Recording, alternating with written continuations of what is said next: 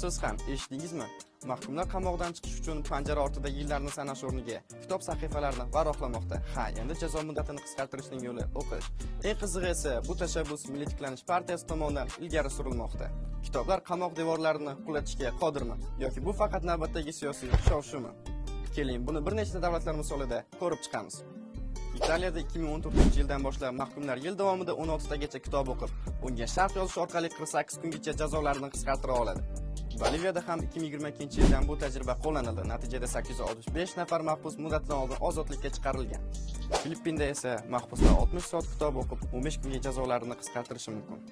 Bu kabi amaliyot boshqa Janubiy Amerika va Arab davlatlarida ham amal qilmoqda. Natijalar ham yomon emas. Ozod etilgan mahbuslarning qayta jinoyat sodir etish darajasi 30-40% ga kamaygan. Siz nima deb o'ylaysiz? Bu kabi islohotlar O'zbekistonda ham ish beradimi? O'z fikringizni izohlarda qoldiring.